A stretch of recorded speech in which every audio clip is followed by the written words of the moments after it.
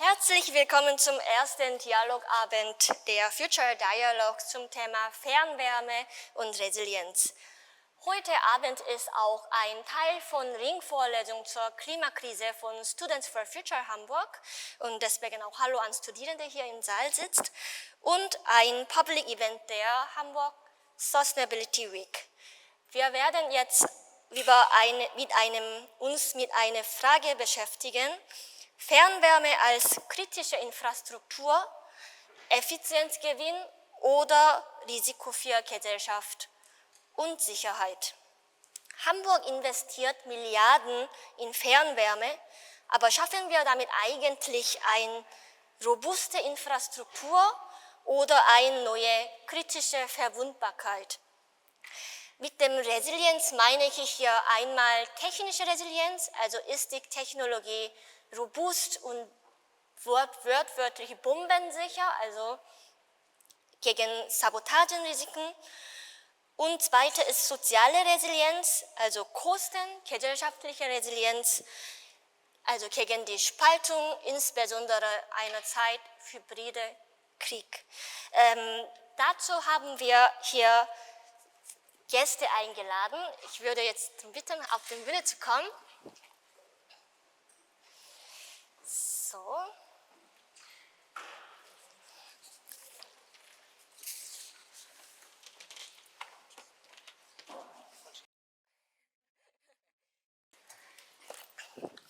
Super, genau.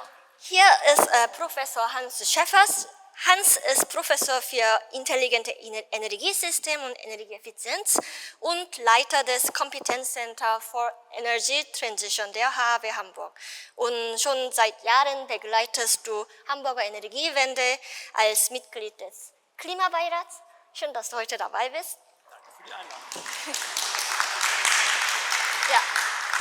Und hier ist Jesse Brunkhorst. Jesse ist Energieeffizienzmanager der Universität Hamburg und genau die Person, wenn man fragt, was passiert gerade an der Universität Hamburg, wie werden unsere Campus klimaneutral, dann ist Jesse genau die Person, die sich darum kümmern und werdet heute auch aus der Perspektive der praktischen Umsetzung die Wärmewende-Geschichte der Uni Hamburg uns berichten. Schön, dass du dabei bist. Und hier ist Melanie Nährlich. Melanie ist Sprecherin für Energiepolitik der Hamburger Grünen und Mitglied der Hamburgischen Bürgerschaft und hat Betriebswirtschaftslehre studiert. Und neben deiner Tätigkeit arbeitest du noch auch an einem Biodiversitäts-Solarpark-Projekt und wird heute uns auch kommunalpolitische Perspektive der Wärmewende berichten. Schön, dass du heute dabei bist. Und als Simon Güntner. Simon ist Professor für Sozialwissenschaften und Sozialpolitik an der HAW Hamburg und als Soziologe arbeitest du mit Hans zusammen in CC4E, also Competence Center for Energy Transition, zusammen und bringst gesellschaftliche Perspektive in Energieforschung rein. Schön, dass du heute dabei bist.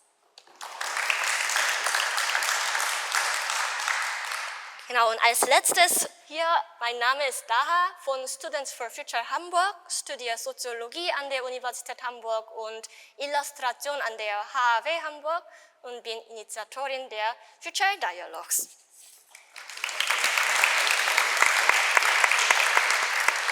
Dann fangen wir gleich an, und zwar mit einer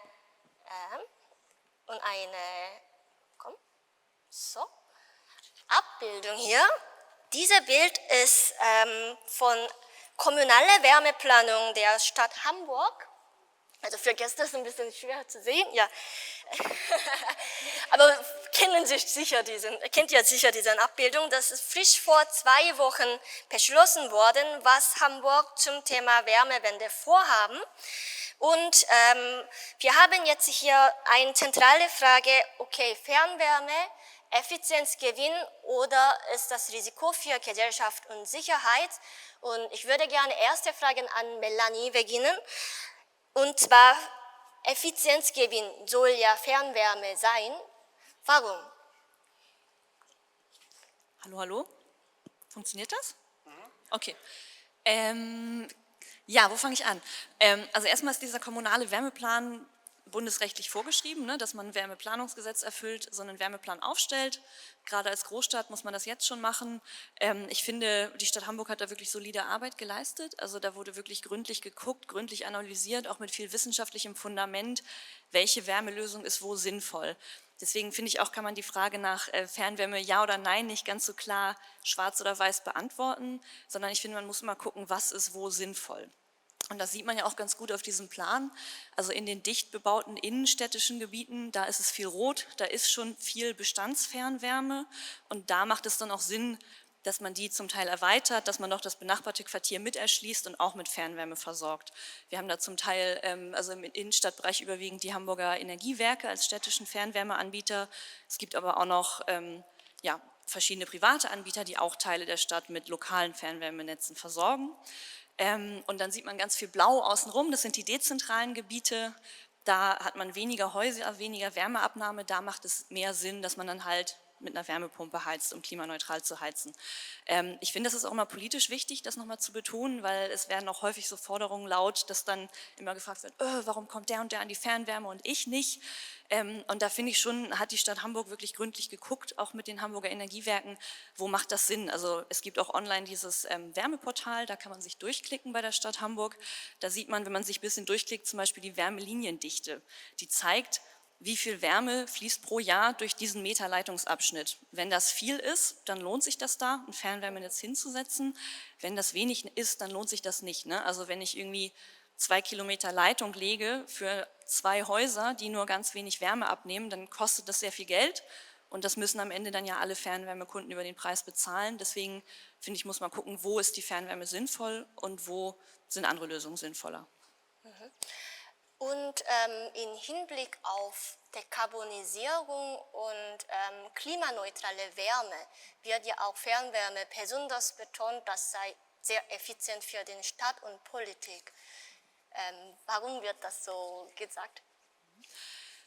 Also was jetzt die Effizienz angeht, kann man natürlich sagen, man hat einfach weniger einzelne Hebel und Stellschrauben, an denen man dekarbonisieren muss. Ne? Man muss natürlich dann die großen Kraftwerke, die Gesamtversorgung einmal dekarbonisieren. Man muss aber nicht bei jedem einzelnen Eigentümer gucken, welche Vorschriften macht man zum Weiterbetrieb oder Nicht-Weiterbetrieb von Gasheizung. Also ich schätze, das ist dann der Grund, wo der Effizienzgedanke herkommt. Auch gerade bei den Wärmenetzen gibt es auch im Bundeswärmeplanungsgesetz Vorgaben, was die Dekarbonisierung angeht, also bis zu welchem Jahr man wie viel Prozent erneuerbare Wärme in den Wärmenetzen drin haben muss. In Hamburg haben wir im Hamburgischen Klimaschutzgesetz sogar noch eine stärkere Vorgabe. Bis 2030 müssen 50% erneuerbare Wärme durch die Wärmenetze fließen. Das ist dann natürlich ein großer Hebel, eine große Stellschraube, an der man das festlegen kann. Das heißt nicht, dass es einfach ist, also es ist jetzt nicht eine einfache Aufgabe, die Fernwärme zu dekarbonisieren, aber es ist halt eine Stellschraube, an der man schrauben kann. Genau, in Bezug auf die dezentrale Wärme macht es mir gerade eher Sorgen, was auf Bundesebene passiert, denn wir hatten ja eigentlich, das ist ja auch der ganze Clou an der Sache, dass dieser Wärmeplan, wenn der vorliegt, dann greifen ja in den Städten, wo der vorliegt, die Vorschriften des Gebäudeenergiegesetzes, was noch unter Robert Habeck entstanden ist. Also dass man in dann neu eingebauten Heizungen mit 65% erneuerbarer Wärme heizen muss. So, das versucht jetzt gerade Katharina Reiche wieder abzubauen durch das neue Gebäudemodernisierungsgesetz.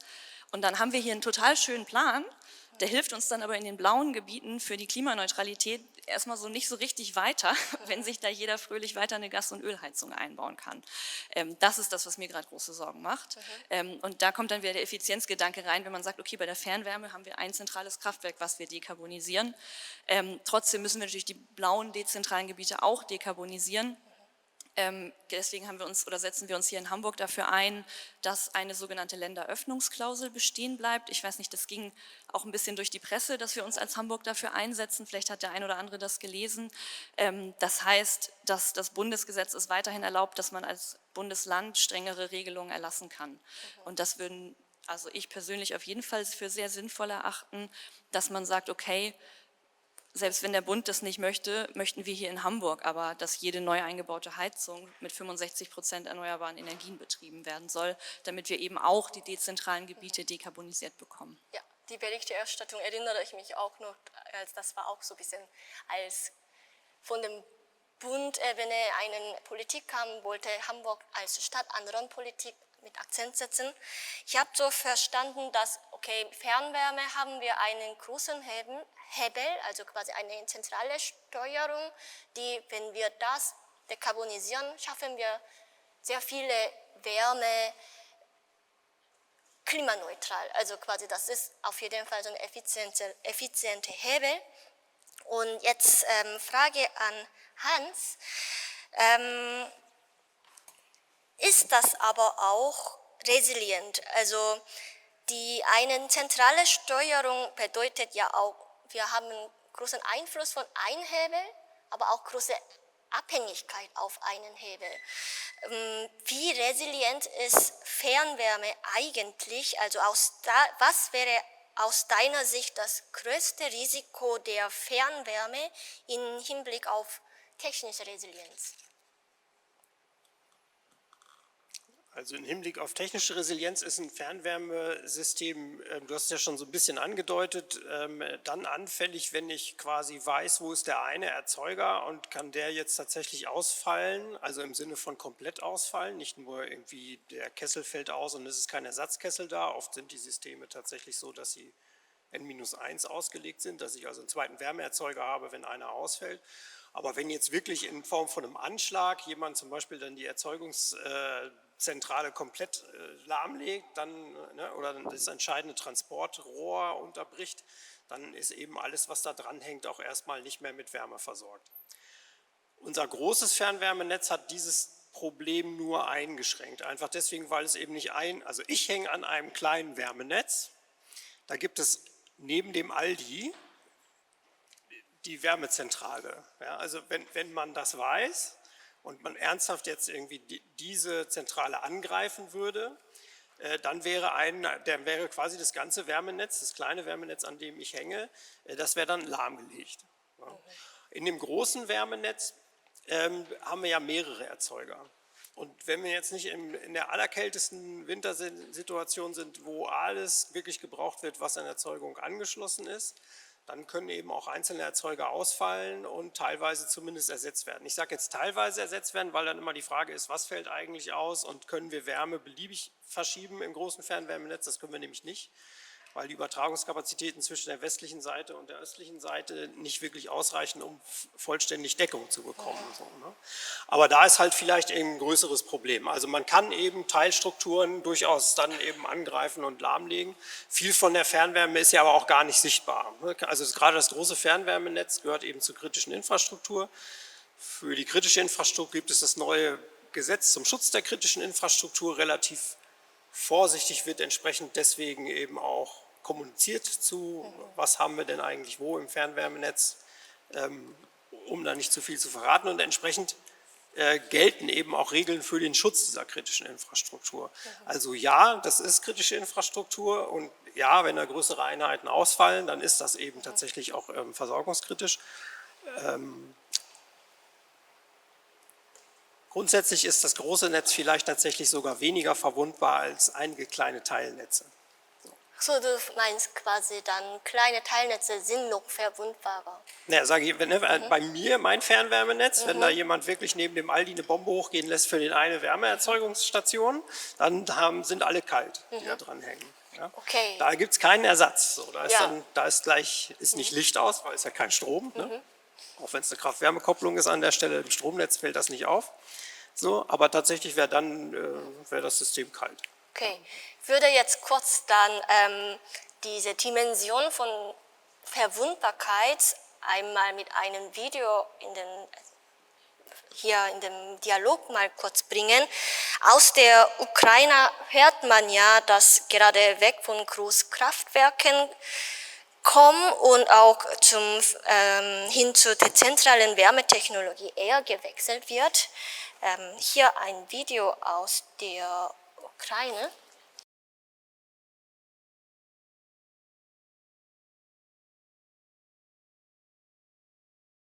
Genau, also wir haben gerade gesehen, dass in der Ukraine also wir haben letzten Winter gehört, dass Kiew keine Wärme hatten. Und Kiew und Ukraine ist ja ein Land, sehr viel beim Fernwärmestruktur eingesetzt hatten. Und was sagt das uns hier für Hamburg? Melanie, spielt sicherheitspolitische Resilienz bei der Wärmeplanung in Hamburg überhaupt eine Rolle? Tja, gute Frage. Also erstmal finde ich das einen wahnsinnig wichtigen Aspekt und ich finde, es ist auch ein Aspekt, der häufig in der Debatte untergeht, ne? Wenn man über Dekarbonisierung spricht, dass man ja auch gleichzeitig immer darüber spricht, sich geopolitisch unabhängig zu machen, ne? Also gerade jetzt hier im Beispiel der Ukraine, wenn man dann noch das Gas aus Russland importiert, was einen gleichzeitig militärisch angreift, dann ist das ja einfach eine komplett absurde Situation und auch hier in Deutschland ist es ja ein Thema, ne? Dass wir uns viel zu abhängig gemacht haben vom russischen Gas. Ich finde, gerade in Bezug auf die Fernwärme müssen wir da noch stärker drauf gucken. Und ich würde auch ehrlicherweise sagen, gerade das Thema Erdgasausstieg ist das nächste große Problem, was wir jetzt angehen müssen in der Energiewende. Also ich würde mal sagen, ja, der Kohleausstieg ist auch noch nicht ganz fertig, aber den haben jetzt alle einigermaßen verstanden und der läuft. Aber der Erdgasausstieg, das wird noch knifflig und da müssen wir auch noch viel drüber sprechen. Also Fernwärme jetzt mal als Beispiel. Wir machen ja jetzt hier in Hamburg den Kohleausstieg, also die Hamburger Fernwärme der Hamburger Energiewerke kommt heutzutage noch maßgeblich aus 2 Kohlekraftwerken, Kraftwerk Wedel, Kraftwerk Tiefstack. Die werden abgeschaltet, Wedel hoffentlich schon zum Ende dieses Jahres endlich mal und Tiefstack dann bis 2030.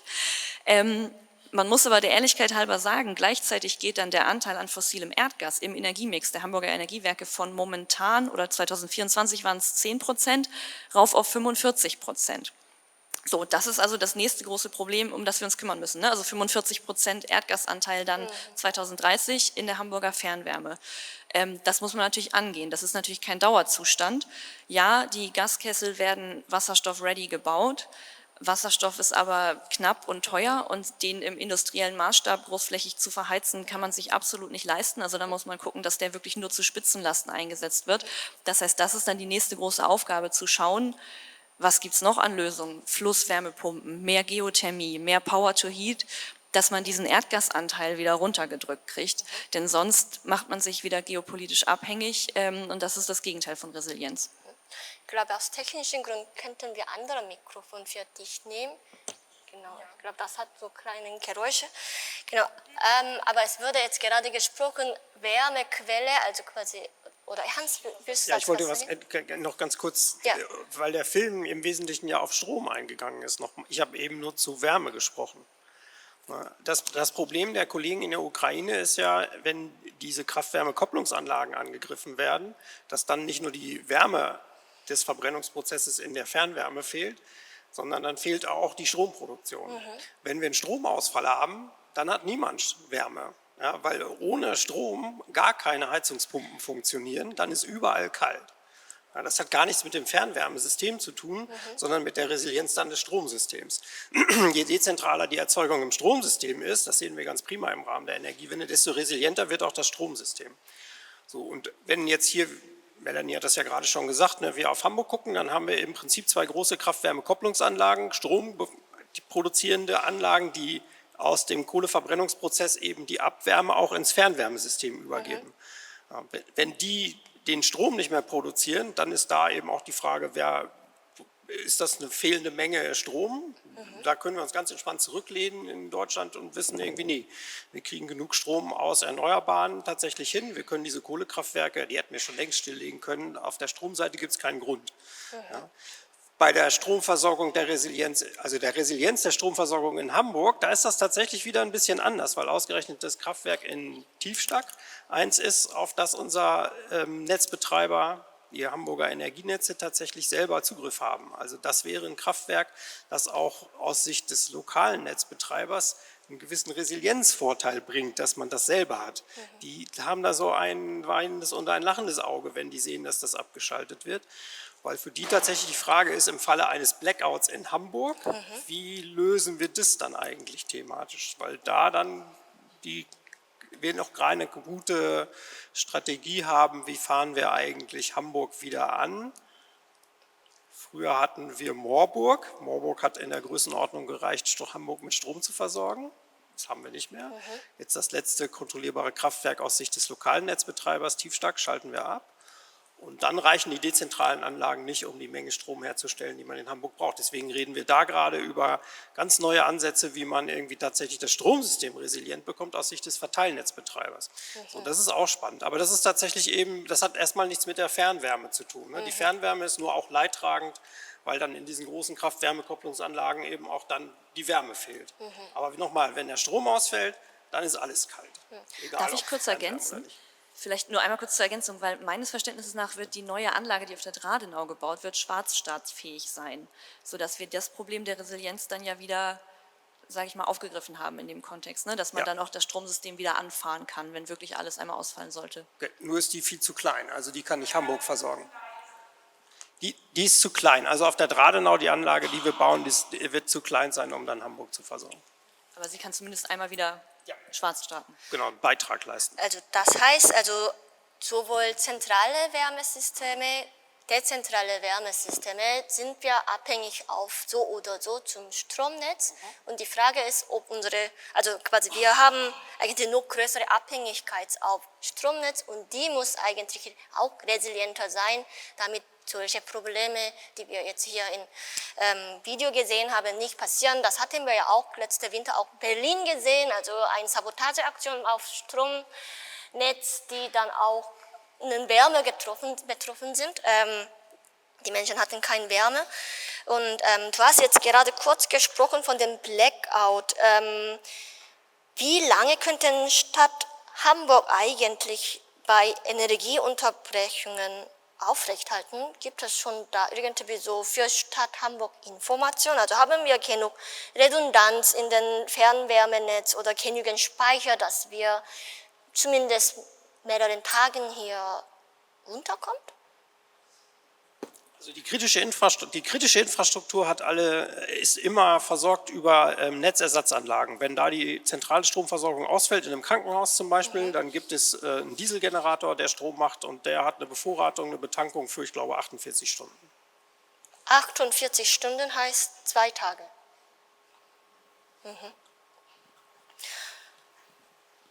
Okay. Bis dahin sollten wir wieder Strom haben. Ja, das Aber ist vielleicht ergänzend, also das ist ja, muss man ja auch überlegen, über welchen, sag ich mal, fiktiven Fall sprechen wir hier gerade. Angriff auf ein Umspannwerk oder was ist gerade ausgefallen? Das hat ja auch Hans schon gesagt, also die Energiewende und die zunehmende Dezentralität hilft ja auch, dass wir weniger abhängig sind von einzelnen Standorten, einzelnen angreifbaren Anlagen. Und zum Beispiel bei den Umspannwerken ist es ja auch so, dass die Hamburger Energienetze planen, noch deutlich mehr Umspannwerke zu bauen, jetzt in Zukunft. Auch das, dass wir weniger große einzelne Umspannwerke haben, die im Zweifelsfall einer Sabotage unterliegen können, sondern dass es sich verteilt auf mehr kleinere Umspannwerke, sodass dann halt immer weniger betroffen sind und man mehr Backup-Lösungen hat. okay.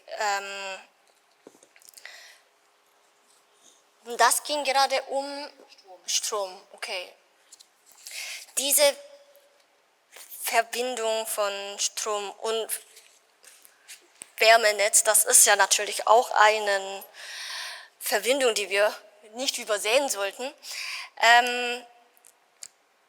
Ich gehe mal jetzt zur nächsten Frage an Jesse.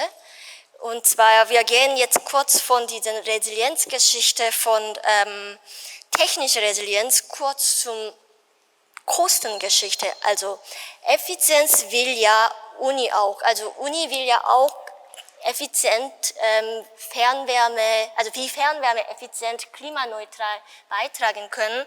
Uni will ja auch effizient Klimaneutralität beitragen. Und ihr überlegt auch gerade die größte Klimakiller der Universität Hamburg loszulassen. Und zwar Kleinflotbeck mit Gasheizung. Und da ist auch diese Kopplung von Strom und Wärme wieder das Thema. Aber allererst ist die Frage, wie viel Treibhausgasemissionen der Universität Hamburg würdet ihr einsparen, wenn dieser Campus Kleinflotbeck, die immer noch Gasheizung nutzen, auf klimaneutrale Energiesysteme umstellt? Ja, also die Universität Hamburg hat sich an sich dazu entschieden, auch bis 2030 klimaneutral zu sein in den CO2-Emissionsbereichen Scope 1 und 2, sprich also Strombezug, Gasbezug, Fernwärmebezug, also da entsprechend mit den Emissionen sich so weit runter zu reduzieren, dass wir da im Grunde fast auf Null kommen. Und es ist so, dass wir an der Uni Hamburg schon sehr viel Fernwärme haben, an einigen Standorten, aber in Kleinflottbek am Botanischen Garten einen großen Standort haben, der noch Erdgas bezieht. Das wird dort allerdings nicht nur in einem Kessel verbrannt, um Wärme zu erzeugen, sondern wir haben dort vor Ort auch ein Blockheizkraftwerk. Das ist dann auch, wie Hans eben ansprach, eine Kraft-Wärme-Kopplung, in dem Fall sogar eine Kraft-Wärme-Kälte-Kopplung.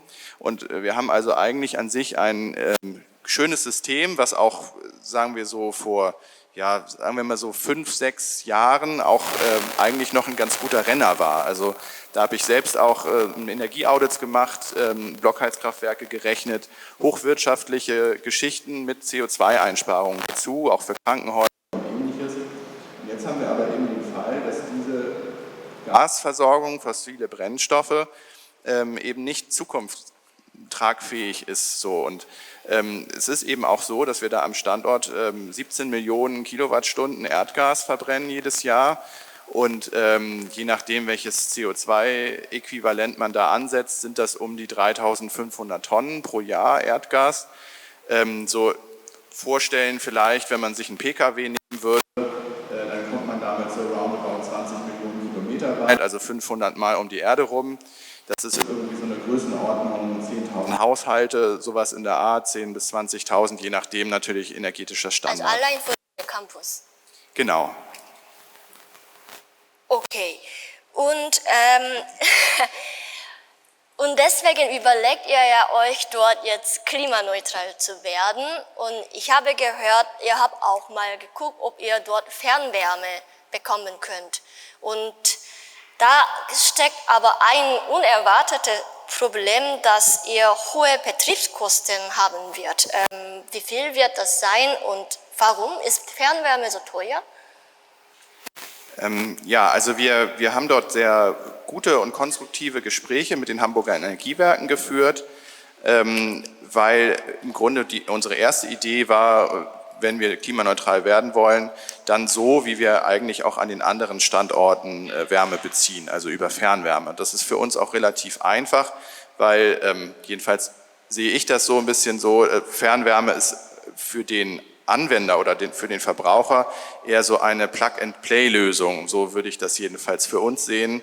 Wir kriegen hohe Temperaturen, wir müssen unser eigenes internes Wärmenetz an dem Standort nicht wirklich anfassen. Wir brauchen da derzeit so 85 Grad für die Anlagen. Das ist über Wärmepumpen nicht ganz so einfach. Wir müssten da ein bisschen dezentral gucken, wie wir das machen. Insofern wäre Fernwärme da einfach. Wir haben tatsächlich festgestellt, dass es da geht am Standort. Wir haben auch ein Vertragsangebot bekommen von den Hamburger Energiewerken. Nur wenn wir das jetzt für uns durchrechnen, bedeutet das ungefähr 1,5 Millionen Euro mehr pro Jahr. Momentan haben wir ungefähr 2 Millionen Euro Energiekosten am Standort. Dann hätten wir 3,5. Und das ist, ja, wie soll man sagen, natürlich hat Klimaneutralität vielleicht auch seinen Preis und das ist irgendwo auch gut so. Es wird ja sehr viel reingesteckt, gerade auch in den Netzausbau, in neue Großwärmepumpen und so weiter. Auf der anderen Seite ist es aber eben gerade in der wirtschaftlichen Situation der Universität schwierig, solche Mehrausgaben, was die Betriebskosten anbelangt, zu tragen. Denn wir müssen in diesem Fall nicht nur das Gas quasi kompensieren für die Wärmeerzeugung, sondern wir erzeugen ja auch Strom. Wir müssen also diesen Strom, den wir aus dem Netz vorher nicht bezogen haben, jetzt aus dem Netz beziehen. Und Strom ist auch nicht ganz billig, sodass wir da entsprechend gerade wegen dieses Blockheizkraftwerkes die wirtschaftliche Lösung haben mit dem Gas und das ablösen müssen. Und Darf ich noch ganz? Ja, gerne. Und ihr würdet wahrscheinlich ökologisch gar nicht großartig einen Gewinn machen, denn ihr habt ja gerade eine Gas-KWK-Anlage da stehen. Und im aktuellen Fernwärmesystem haben wir noch relativ viel Kohle-KWK, die deutlich schlechter ist. Und, ne, Melanie hat es ja eben gesagt, irgendwie 2030 haben wir das dann mal raus.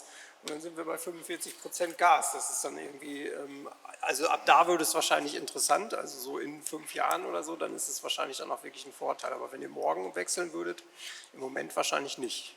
Ja, das ist auch ein Teil der Überlegung bei uns. Ne? So, auf der anderen Seite ist tatsächlich die Entwicklung so, also wir würden uns ans Stadtnetz anschließen. Das ist tatsächlich circa 1,5 Kilometer entfernt. Es wäre also kein ganz kleiner Aufwand, darüber eine Leitung zu bauen. Es ist auf dem Weg eine Schule, auch noch andere mögliche Haushalte anzubinden. Aber allein dieser Bau würde auch ja, insgesamt 3 Jahre mindestens benötigen, sodass also wenn wir jetzt die Entscheidung treffen würden, Fernwärme haben zu wollen, dann wäre das vielleicht noch bis 29 möglich. Auf der anderen Seite würden wir eigentlich, oder haben wir auch mit den Hamburger Energiewerken gesprochen, dass wir unser BHKW gerne noch bis 2030 betreiben würden. Das wurde mal gefördert. Wir haben da so ein paar Auflagen zu erfüllen. Dann wären wir eben wahrscheinlich besser, aber na klar, momentan ist es tatsächlich die Frage. Ne? Und warum nicht Wärmepumpe? Wir haben uns genau erstmal um das Thema Fernwärme gekümmert, weil es auch, wie soll ich sagen, also ich habe das Thema übernommen in meiner Funktion. Das war auch relativ einfach, sich darum zu kümmern. Denn ein Vorteil ist für uns tatsächlich, neben den hohen Betriebskosten, dass die Investition niedrig ausfällt für uns. Wir haben eine Anschlussgebühr, die zu zahlen ist. Wir müssen eine Fernwärmeübergabestation bauen. Aber das ist relativ günstig noch für uns. Wenn wir jetzt über das Thema Wärmepumpe nachdenken, dann haben wir an dem Standort so viele verschiedene Verbraucher- und Temperaturniveaus, dass wir wirklich ein sehr deutlich aufwendigeres Konzept dort entwickeln müssen. Und auch hinsichtlich des Stromanschlusses eventuell eine Problematik kriegen. Denn wir haben dort 6 Megawatt ungefähr Wärmeleistung. Das bedeutet auch für die Wärmepumpe 1,5 bis 2 Megawatt Anschlussgröße. Das würde den Anschluss verdoppeln, den wir dort haben. Und der Standort hat auch hinsichtlich Elektro- und Verteilung nicht unbedingt den neuesten Standard. Wir müssten also doch wirklich sehr intensiv gucken. Das wollen wir jetzt tun, eben weil wir wissen, die Fernwärme kostet uns so viel. Wir sind aber auch an dem Punkt, dass wir dann schauen müssen, wie kriegen wir die Investitionen überhaupt realisiert. Wir sind also darauf angewiesen, da Unterstützung zu kriegen. Ich habe den Austausch mit der BUKEA, also der Umweltbehörde, dazu begonnen, um da eben auch Lösungen für zu finden. Und wie wichtig ist das Thema technische Resilienz eigentlich für Universität und Forschung? Also können Unis Energieunterbrechungen und so weiter ertragen? Also wir haben vielleicht nur Bücher und ist es okay, wenn ein paar Stunden die Wärme ausfällt? Wie sieht es bei Universitäten eigentlich aus? Das ist dann natürlich unterschiedlich. Ne? Also wir haben an der Universität klassisch viele Büros, je nachdem, welches Fach es jetzt betrifft. Auf der anderen Seite haben wir eben auch viele Versuche, die doch relativ sensibel auf Störungen reagieren. Sprich also, wenn dort in den Räumen Temperaturänderungen stattfinden oder eben genau die Versuche, die wirklich über Jahre laufen, dann dort unterbrochen werden, bedeutet das auch, dass die Forschenden teilweise ihre Ergebnisse so in der Form gar nicht mehr verwenden können. Ne? Die Sachen sind unterbrochen, sie haben nicht den Zeitraum erfüllt, den sie eigentlich vorhatten und damit sind dann eben auch diese Forschungen teilweise dann doch auch gefährdet. Beispielsweise in Kleinflottbek haben wir einen Fall, der ist vielleicht auch ein bisschen besonders bei uns, aber dort gibt es einige Gewächshäuser.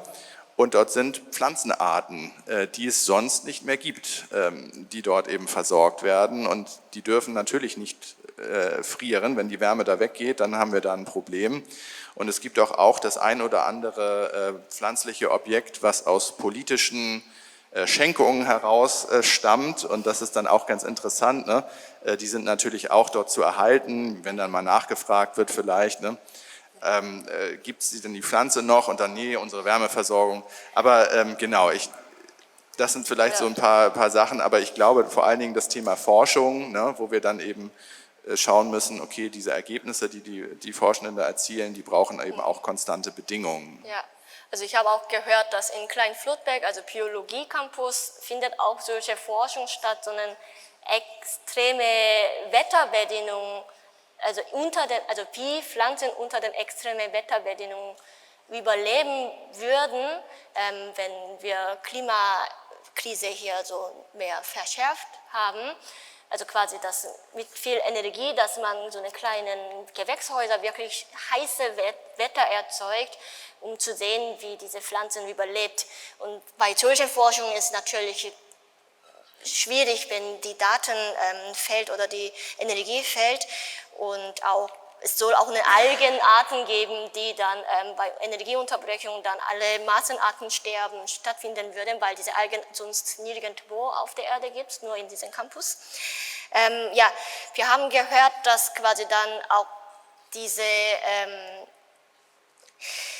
kleinen Flutberg natürlich ein Auftakt der Energieversorgung deswegen wichtig ist, deswegen, dass dann ihr auch diesen Blockheizkraftwerk nutzt. Und wir haben auch gehört gerade, dass die Kosten also Installationskosten und Betriebskosten unterschiedlich sind bei der Wärmegeschichte. Und zwar, also ich habe auch häufig während der Vorbereitung gehört, dass bei der Fernwärme ist Installationskosten zwar günstiger, aber den Betriebskosten teurer. Und bei der Wärmepumpe ist umgekehrt, die Installationskosten ist am Anfang relativ hoch, aber die Betriebskosten ist relativ niedrig, und zwar auch, wenn man selbst PV-Anlage auf dem Hausdach haben. Und die Fernwärme ist ja nicht nur für Uni teuer, sondern auch viele private Haushalte. Und es soll sogar noch teurer werden. Und dazu haben wir hier ein Video über steigende Betriebskosten von Fernwärme.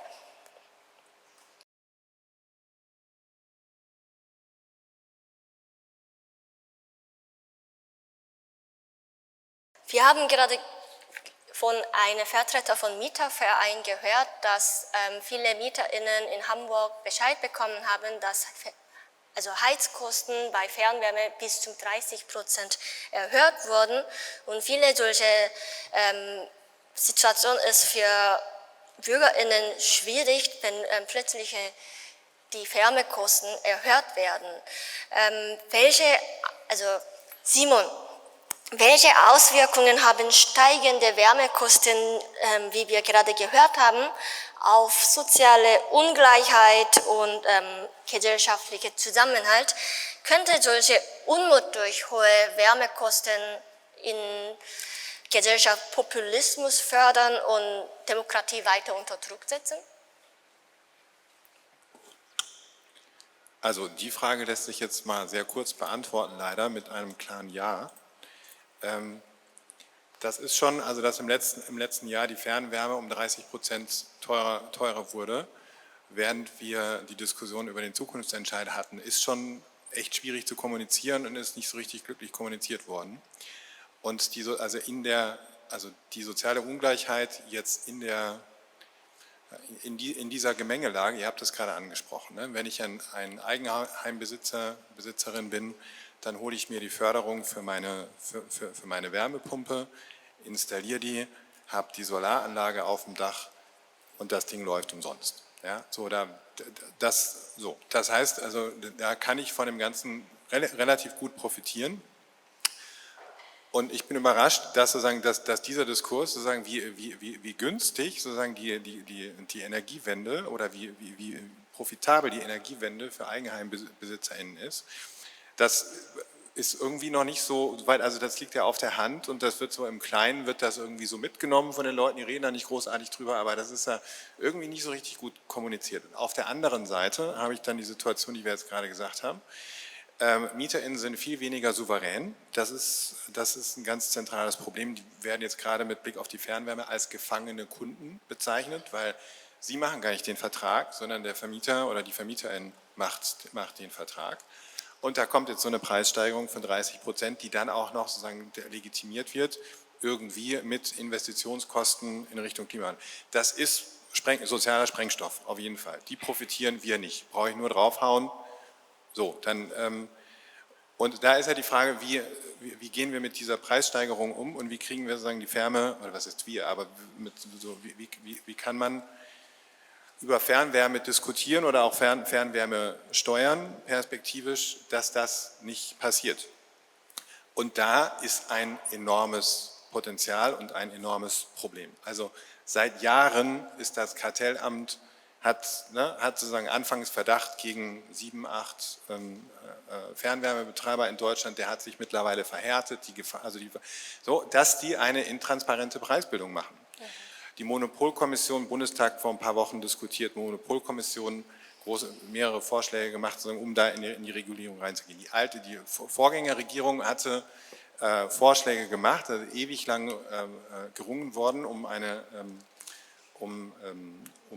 Renovierung, aber ich habe mir die Buchstaben vergesse ich immer, der Fernwärmeverordnung. Ne? Also die war ja kurz vor fertig, die versucht hat irgendwie so eine Balance, war sicherlich nicht super, ich bin da auch nicht der Experte, aber die versucht hat so ein bisschen eine Balance zwischen mehr Transparenz auf der einen Seite zu machen und auf der anderen Seite auch den Betreibern entgegenzukommen, die AVB Fernwärme-V, also die Fernwärmeverordnung. Die neue Regierung, aktuelle Regierung hat versprochen, sich das direkt anzuschauen. Du weißt vielleicht, wo wir da im Moment stehen. Da ist, ich weiß es nicht genau, aber so diverse Gutachten aus dem letzten Jahr sagen da ganz zentral, worum es geht. Und wo auch Hebel sind, wo man was machen kann gegen diese 30%. Da muss man sagen, also die Fernwärme hat im letzten Jahr 19,8 Millionen plus, glaube ich, gemacht, im Jahr davor 47 Millionen und das geht in den Hamburger Haushalt, ne? Also das Plus, das sie machen. Also diese Verhältnisse, was das bedeutet eigentlich, die werden nicht gut kommuniziert, also da bin ich auch nur angewiesen dann auf Medien und Studien, aber die Hebel, an denen man drehen kann, sind auf jeden Fall, das ganz zentrale Aspekt ist erstmal Transparenz. Wir haben zwei Bestandteile in der Fernwärme, zwei Kostenbestandteile. Wir haben sozusagen die Basis, den Grundpreis und wir haben den Arbeitspreis. Der Grundpreis ist nicht, also Hans weiß das wahrscheinlich, aber der ist nicht wirklich aufgeschlüsselt. Also der ist enorm hoch und an dem kann man was machen. Den Grundpreis muss erstmal jeder zahlen. Und dann haben wir die Anschlusswerte an den Häusern, wo es immer wieder heißt, dass die viel zu hoch sind. Also da gibt es sozusagen, und das ist halt, wenn du so ein Monopol hast. Ich bin jetzt nicht für Wettbewerb überall, aber wenn wir ein Monopol haben, dann muss dieses Monopol natürlich kontrolliert werden. Und wir haben keine Behörde, die das macht. Also zumindest zu meinem Wissen, ich bin jetzt, die technischen Experten sitzen jetzt hier oder Expertinnen sitzen jetzt hier, ihr könnt das sozusagen gerne eingehen. Und da gibt es also auch abgeguckt also das Problem oder die Situation der Regulierung der Fernwärme haben ja nicht nur wir, da haben ja alle unsere Nachbarstaaten auch, da gibt es irgendwie auch Vorschläge, die im Moment dann auch diskutiert werden. Die Monopolkommission hat so ein Price Cap, glaube ich, vorgeschlagen, dass man einfach einen Deckel macht, wo man sagt, ihr müsst euch mit der Fernwärme an dem Preis orientieren, den andere Systeme auch abliefern. Total naheliegender Vorschlag. Also es geht jetzt mit Blick auf die Ungleichheit, die du angesprochen hast, geht es sozusagen um die Regulierung der Fernwärme, die Transparenz und eine Preisbildung, die angemessen ist und die Kundinnen auch nachvollziehen können. Und genau, ich lasse es zunächst mal an dem Punkt. Ja, okay, genau. Ich habe auch wenn ich auch von diesen Veranstaltungen angesprochen habe, letzte Wochen und Tagen, wenn ich das Wort Fernwärme ausspreche, dann habe ich schon mehrmals den Wutausbruch von den Leuten bekommen, das ist so teuer, ich bekomme Fernwärmeerhöhung bekommen und es gibt auch einen Stadtteil in Hamburg, die meisten Fernwärme nutzt. Es ist Steilshoop. Es ist 90% der Haushalt nutzt dort Fernwärme und das ist dort gleichzeitig eine einkommensschwächste Stadtteil in Hamburg. Simon, wie kann sowas verhindert werden? Also die Kosten werden ja weiter erhöht werden. Also die Hamburger Fernwärme hat ja viel vor. Die wollen Wärmenetz noch mehr ausbauen, die wollen auch klimaneutraler werden und es wird überall noch mehr Geld brauchen. Und wie können wir vor allem diesen Kosten, vor allem bei diesen MieterInnen in einkommensschwachen Haushalten nicht landen lassen? Gibt es Mechanismen oder gibt es in Politik, also vielleicht Melanie, gibt es vielleicht in Politik schon Überlegungen, wie man diese soziale Ungleichheit nicht verschärft und diese großen Erhöhung sozial gerechter umgehen können. Dann fange ich einmal an. Ein paar Gedanken sind mir dazu gekommen. Ich fange erstmal einfach nochmal grundsätzlich an. Wir haben in Hamburg 80% Mieterinnen und Mieter. Ne? Also 80% der Hamburger Bevölkerung wohnt zur Miete. Ich auch, ich kriege auch Fernwärme in meine Mietwohnung. Ich finde, was immer noch wichtig ist, dabei zu betrachten, ist, wir haben auch gerade über günstige Gaskosten von der Uni gehört, das ist natürlich immer eine Zeitpunktbetrachtung. Ne? Das Erdgas wird nicht absehbar so billig bleiben. Dann haben wir auch wieder das Thema der geopolitischen Abhängigkeiten. Wir haben steigende CO2-Preise. Wir haben die Frage, was ist, wenn mal wieder eine Gaskrise ist und Russland vielleicht den Hahn zudreht und es teurer wird, was auch immer. Also man kann sich auch nicht langfristig auf günstiges Gas verlassen. Das ist auch keine Lösung, weil das nicht so bleiben wird. Zum Thema Fernwärme haben wir auch schon viel gehört. Es ist einfach eine natürliche Monopolstruktur, weil es vor Ort immer nur einen Anbieter gibt. Da braucht man durchsetzbare Verbraucherrechte. Simon hat schon ganz vieles gesagt. Zur AVB-Fernwärmeverordnung auf Bundesebene weiß ich leider auch nicht genau, wann die endlich angefasst wird. Mein letzter Stand war, wir sind uns nicht sicher, ob das noch in diesem Jahr passiert. Wir haben aus Hamburg heraus eine Bundesratsinitiative auf den Weg gebracht, dass eben unser Senat ein paar Punkte mitnimmt, die dann bei dieser Novellierung berücksichtigt werden sollen.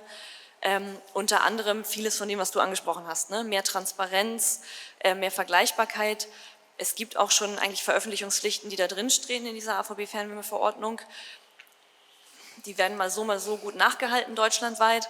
Und es ist einfach wahnsinnig komplex. Ne? Also wie sich so ein Fernwärmepreis zusammensetzt, das versteht am Ende kein Mensch. Und da braucht man irgendwie simple Musterrechnungen für verschiedene Kundengruppen, dass die Leute überhaupt mal verstehen, wie kommt eigentlich dieser Preis zustande und was fließt da ein. Genau, das haben wir als Bundesratsinitiative auf den Weg gebracht, aber ob das noch in diesem Jahr auf der Bundesebene angefasst wird, ist meiner Kenntnis nach noch offen. Und auch das Bundeskartellamt zu stärken als Aufsichtsbehörde, ne, um da als Monopolkommission halt was durchsetzen zu können für die Verbraucherrechte. Was wollte ich noch sagen? Genau, Thema Preissteigerung, da sind wir auch wieder so ein bisschen bei dem, was ich eingangs gesagt hatte, ne, dass man guckt, wenn wir jetzt die Fernwärme ausbauen und dekarbonisieren, wie machen wir das auch möglichst wirtschaftlich, dass wir nicht überall lange Fernwärmeleitungen hinlegen, wenn nur ganz wenig Wärme abgenommen wird, weil das kostet viel Geld, die Kosten werden auf alle umgelegt. Und dass wir auch gucken, was ist am Ende am günstigsten. Wir können nicht maximal viel Wasserstoff am Ende verheizen, weil der sehr teuer und sehr knapp ist, sondern wie können wir wirtschaftlich gucken, was sind günstigere Lösungen, um langfristig die Fernwärme wirtschaftlich erzeugen zu können.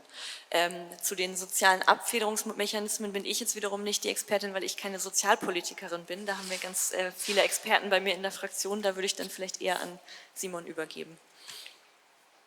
Ja, also ich bin jetzt auch ja nicht im Tagesgeschäft drin. Ich kann es nur so von außen sagen, was mir so auffällt. Also ein Punkt, der wahnsinnig wichtig ist, glaube ich, in Hamburg, und da kannst du dann wahrscheinlich noch mehr zu sagen, ist, dass wir im neuen Klimaschutzgesetz den Begriff der Sozialverträglichkeit stehen haben.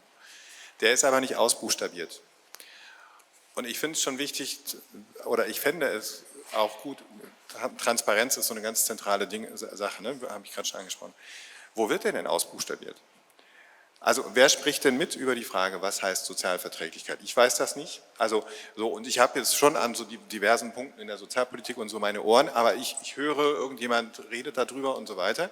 Und ich stelle mir jetzt gerade, weil du Steyrs Hoop angesprochen hast, also es gibt ja sogenannte Contracting-Modelle. Also du setzt dich hin als Uni Hamburg und verhandelst euren Preis mit der Fernwärme, ne? mit den Energiewerken.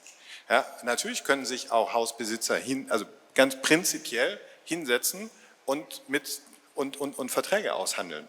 Also nur mal so.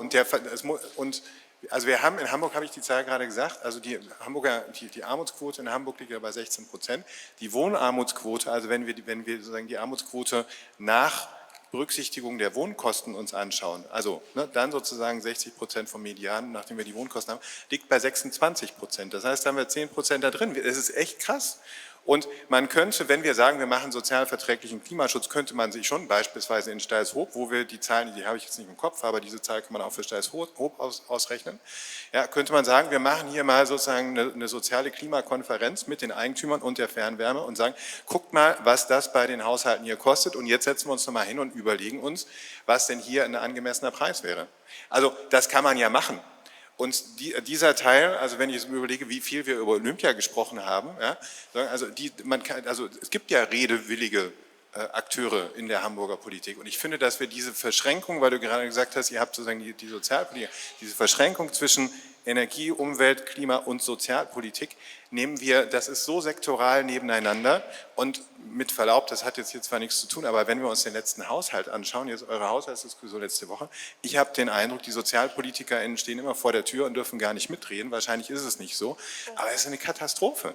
Der einzige in der Pressemitteilung, die wir hatten, also jetzt die der Senat gemacht hat letzte Woche zum Doppelhaushalt, der einzige Posten, den ich gefunden habe, der genannt wird, wo gespart wird, sind die 10 Euro beim Sozialticket. Sag mal, habt ihr noch alle Tassen im Schrank? Ja, also jetzt nur von der Kommunikation, wir werdet eure Rationalität haben. Aber in allen Posten steht drin, ja, wir müssen irgendwie, da oben steht drüber Solidarität und dann heißt es, die bekommen mehr, die bekommen mehr, die bekommen mehr, aber wir sparen bei den 10 Euro Sozialticket. Sag mal, also wer hat diese Kommunikation gemacht? Also allein da, glaube ich, wäre wirklich viel zu holen.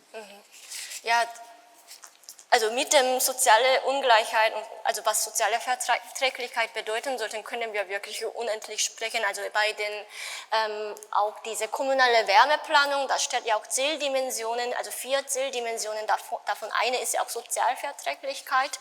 Und auch mit diesem Verhandlung von Preis bei der Fernwärme, ja, also habe ich auch gehört, dass die Verhandlung am Ende der Hausbesitzer Verhandlung gehen muss, wenn Fernwärme ungerecht erhöht, also teuer werden, nicht der Mieter. Und die MieterInnen muss Hausbesitzer überzeugen, dass Hausbesitzer für MieterInnen mit Fernwärme verhandeln. Das ist ja natürlich auch ein Hürden noch mehr, dass die nicht das Thema vielleicht ernst nehmen würden. Und noch dazu, wir haben hier Installationskosten und Betriebskosten gesprochen. Ja, Hausbesitzer kann dann, BesitzerInnen, also kann ja günstigeren Fernwärme installieren, aber die Betriebskosten wird dann an den MieterInnen aufgeladen. Und so könnte dann auch bei dem Entscheidungstreffen, also Treffen von Entscheidungen, quasi die sozialen Aspekte vergessen werden, weil, also wer kann das überhaupt entscheiden und wer trägt den Lasten? Und Simon, zum Thema Kosten vielleicht als letzte Fragen. Wir haben jetzt die ganze Zeit über soziale Stabilität gesprochen. Wie hängt aus deiner Sicht diese soziale Stabilität mit technischer Resilienz zusammen? Also wie hängen überhaupt den Begriff diese technische Resilienz, Robustheit von der Technologie mit dem sozialen Stabilität zusammen?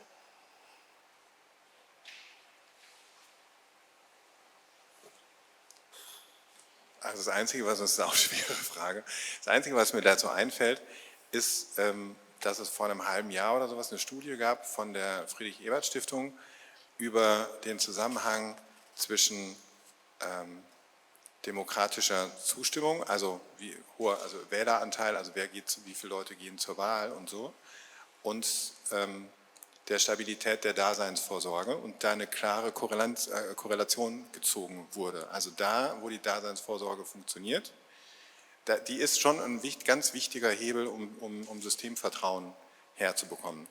Und ich glaube, und vielleicht stehen wir da noch nicht stark genug in Hamburg mit dem Rücken zur Wand. Ich glaube, sozusagen, das könnten wir, weil ja so viele Dinge so gut hier funktionieren, das könnten wir noch stärker auch kommunizieren und auch nutzen. Also jetzt, wenn wir jetzt mal Tacheles reden, über die Hausbesitzer und die, was ist denn zwischen der Saga und den Energienetzen? So, also warum steht denn die Saga nicht in der Pflicht, da mal irgendwie zu klopfen und zu sagen, hier eine Zahl auf den Tisch zu legen und zu sagen, bei unseren Haushalten bedeuten diese 30% so und so viel. Ja, das können die ja hinlegen und machen.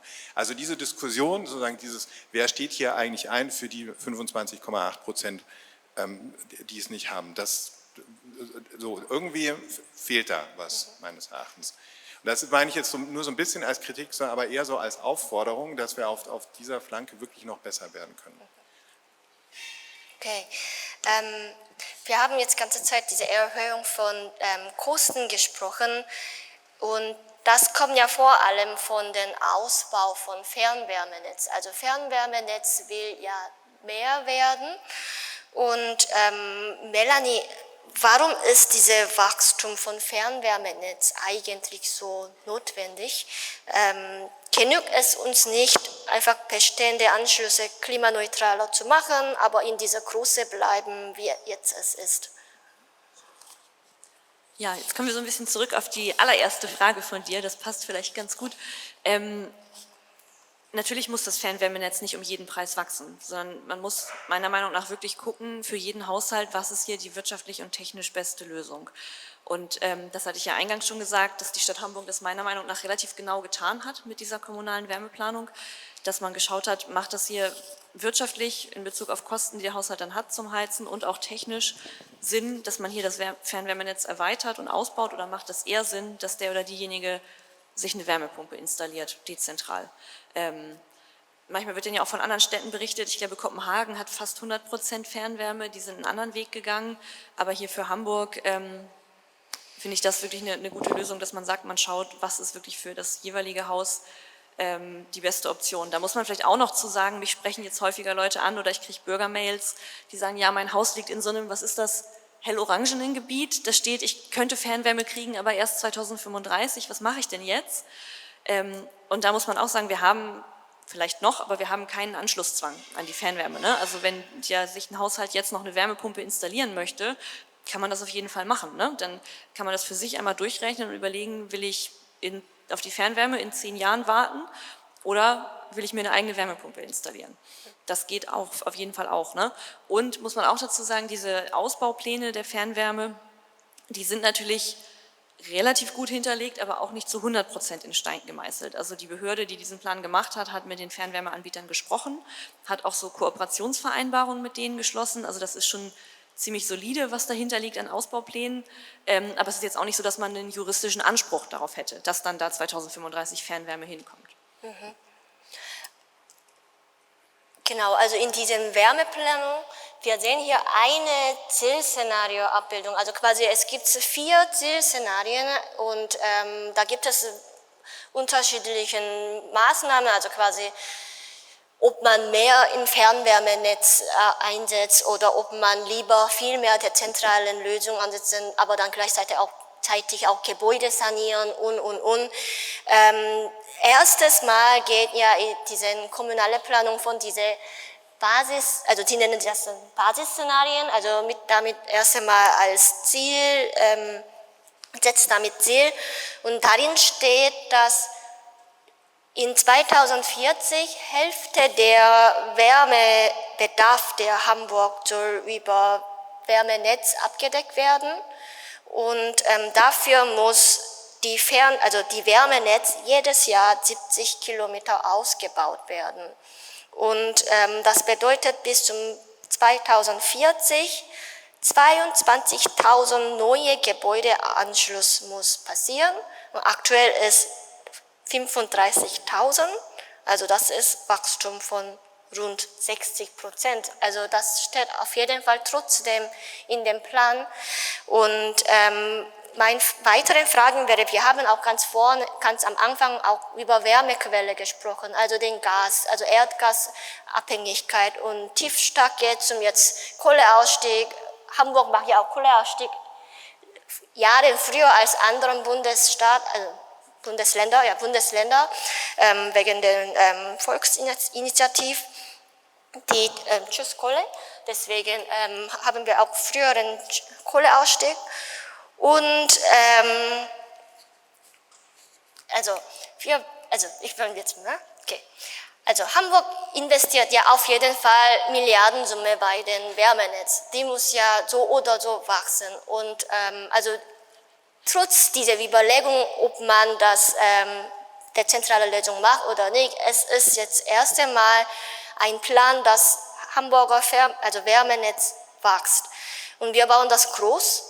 Und meine Frage wäre, was ist, wenn es uns die Wärmequelle fehlt? Also was machen wir zum Beispiel, wenn Aurubis, also der Kupferhersteller, der aktuell in Hamburger Wärmenetz viele Abwärme verkauft, entscheidet, den Standort Hamburg zu verlassen? Was machen wir dann? Also woher kommt dann die fehlende Wärme? Feuern wir wieder Gas dazu? Soll ich? Gerne. Genau. Also ich fange gleich mal von vorne an. Ich bin mir nicht ganz sicher, ob das Szenario, was du jetzt gerade beschrieben hast, auch tatsächlich das ist, was am Ende hier, sage ich mal, in dieses Ziel mit eingeflossen ist. Denn es gab ja verschiedene wissenschaftliche Szenarien, die analysiert wurden in dieser Wärmeplanung. Und dann hat man ja am Ende abgewogen, welches man nimmt. Also mein Kenntnisstand ist, und das sieht man hier ja auch ganz gut, ne, dunkelrot sind die schon bestehenden Fernwärmenetze und das, was so ein bisschen orangener, rosaner ist der Ausbau. Das ist jetzt auch nicht so, dass man plötzlich das irgendwie verdoppelt oder verdreifacht. Ne? Da ist schon auch noch ziemlich viel blau und dezentral. Und die Behörde hat das mal durchgerechnet. Wir müssten, um dieses Zielszenario zu erreichen und um Hamburg klimaneutral zu kriegen bis 2040, wie es ja der Zukunftsentscheid vorschreibt, jährlich 13.400 neue Wärmepumpen installieren in Hamburg. Momentan werden in Hamburg nur knapp 9.000 Heizungen überhaupt jedes Jahr getauscht und davon sind 1.500 Wärmepumpen und 500 Wärmenetzanschlüsse. Das heißt, wir brauchen bei den Wärmepumpen eine Verachtfachung der Zubaugeschwindigkeit. Also das Szenario setzt schon sehr, sehr doll auch auf Wärmepumpen. Zu den Wärmequellen, was du angesprochen hattest, die Hamburger Energiewerke, die ja der städtische Fernwärmeanbieter sind zwar ein öffentliches Unternehmen, aber natürlich müssen die trotzdem wirtschaften. Ne? Also die würden jetzt niemals auf gut Glück irgendwo eine Leitung hinlegen, ohne zu wissen, dass ihnen die Wärme da auch abgenommen wird und man die Wärme da auch reinkriegt aus den verschiedenen Wärmequellen. Deswegen halte ich es auch für eine grundsätzlich gute Sache, dass man Wärme aus verschiedenen Quellen holt. Es ist ja nicht nur Aurubis, es wird ja auch mit anderen Industrieunternehmen gesprochen, die da Abwärme liefern können. Dann hat man noch Wasserstoff als Backup, was man in den Gaskesseln verfeuern kann. Und das war auch wieder das, was ich eingangs meinte. Je mehr Lösungen und dezentraler und je günstiger, desto besser. Also wenn wir noch große Flusswärmepumpen installieren können, es sind ja auch schon welche geplant, ne? In Wedel oder auch in Tiefstark sind schon welche geplant. Wenn wir noch mehr geothermisches Potenzial erschließen können, dann hilft uns das alles. Also je mehr Wärmequellen, desto besser. Aber wir haben jetzt noch 14 Jahre bis 2040, da liegen vor den Hamburger Energiewerken auf jeden Fall noch ziemlich große Aufgaben. Das kann man auch nicht wegdiskutieren. Da ist noch ein bisschen was zu tun. Aber ich glaube, technisch kann Hans da noch besser ergänzen. Ja, gerne. Hans, was machen wir, wenn Aurubis entscheidet? Wir verlassen Hamburg. Wir haben auch deswegen keine Abwärme mehr. Und es lohnt sich nicht mehr, in Hamburg zu sein. Was machen wir in Hamburg mit den Fällen der Wärmequelle? Ja, also erstmal ist das eine gute und eine ganz interessante Frage. Und dann ist es aber eben auch so, dass da kann jetzt so ein Fernwärmenetz auch voll seine Stärke ausspielen. Dann suchen wir uns eine andere Wärmequelle. Also diversifiziert ist ja Fernwärme. Genau. Ja. Also Melanie hat das ja gerade schon angesprochen. Irgendwie, wir planen ja tatsächlich, einige müssen wir ja auch. Wir wollen ja die Kohlekraftwerke abschalten und das bedeutet, da ist dann auch diese Quelle ja weg. Das wäre jetzt so ein Fall, Aurubis zieht weg, ja, wäre jetzt irgendwie, wir schalten Wedel ab. Dann muss man natürlich entsprechend Ersatzkapazität aufbauen und da gibt es eine Menge. Also wir haben tatsächlich Potenziale für Wärmenutzung im Fernwärmenetz. Da haben wir noch ein bisschen was wir aus dem Köcher ziehen können. Aber ausgerechnet so eine Aurubis ist eigentlich eine schöne Art Wärme, die will man da eigentlich haben. Ja, da ist es dann eher nett zu sehen, wenn Aurubis dann die Produktion in Hamburg verstärkt, was sie ja gerade auch aktuell tun, irgendwie und mehr Elektronikschrott irgendwie tatsächlich recyceln, beziehungsweise zumindest die Rohstoffe daraus recyceln.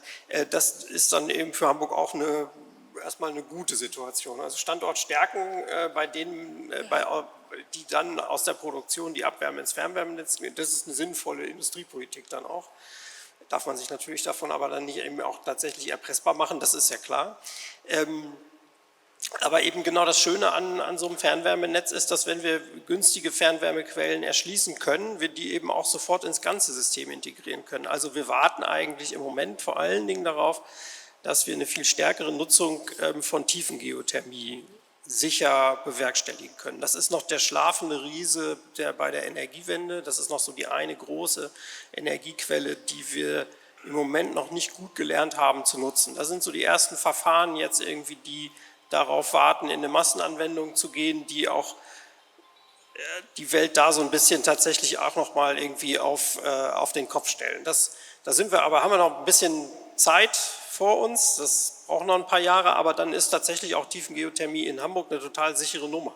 Und auch das ist natürlich erstmal wieder eine Investition, auch upfront eine Investition, aber tiefengeothermische Wärme ist eben auch Wärme, die ohne Produktionskosten entsteht. Wenn ich da mal das Loch gebohrt habe und ich habe die Quelle erschlossen, dann habe ich Betriebskosten, um das Wasser zu pumpen, aber ich habe keine Wärmegestehungskosten, die sind dann null.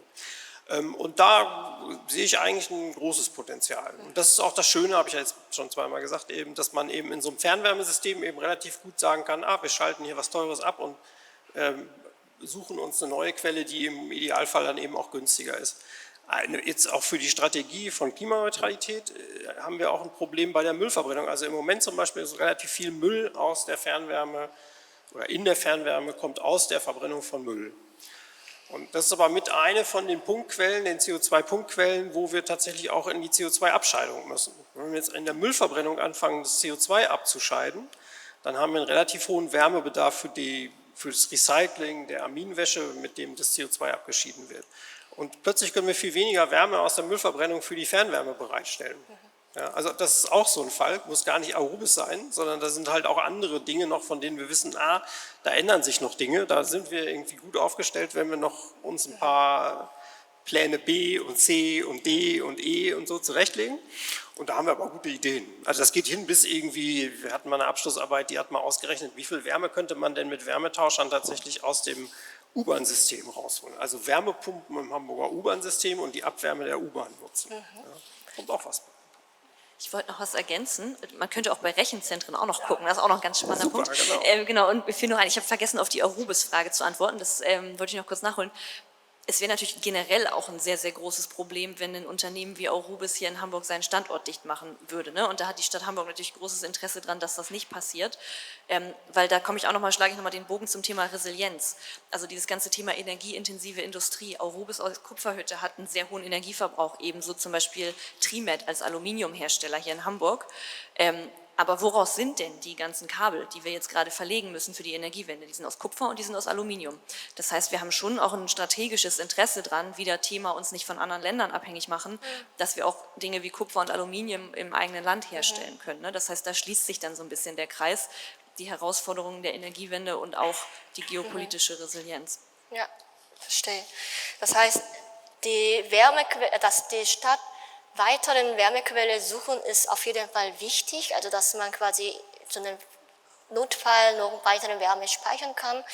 Und jetzt wurde auch Rechenzentrum gesprochen, da können wir natürlich gleich erste fragen, weil Universität Hamburg hat ja auch ein Rechenzentrum und können Hochschulen und Forschungen künftig selbst eigentlich Wärmequellen für die Umgebung werden? Ja, genau. Also da kann ich tatsächlich was zu sagen. Das ist, wir haben als Uni Hamburg tatsächlich selbst diverse Rechenzentren.